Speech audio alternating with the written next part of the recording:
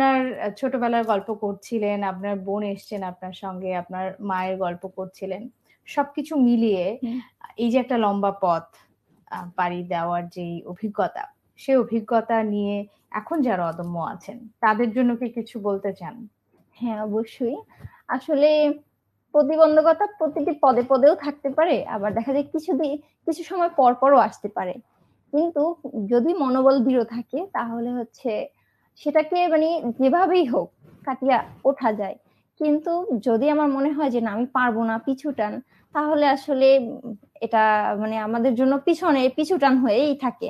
তো আসলে আমাকে মানে আমার সাহস জুগিয়েছে আমার মা, যে মানে মায়ের কথা বলতে গেলে আসলে সে ছিল সাহসী এবং দুঃসাহসী এবং যথেষ্ট আত্মত্যাগী ছিলেন। যে আমার নিজের কথা চিন্তা করেন, আমার বাবা মারা যাওয়ার পর এখন পর্যন্ত সে মানে অনেকে অনেক কথাই বলছে যে বিয়ে করো বা ছেলে মেয়েদেরকে আমাদেরকে বিয়ে দিয়ে দিতে চাইছিল এসএসসির পর। তো সেই ক্ষেত্রে আম্মু আসলে ওইটা চিন্তা করে না, যে কারো কারো কথা কর্ণপাত করে নাই। তো আমাদেরকে নিয়েই এগিয়ে আসছে এই পর্যন্ত।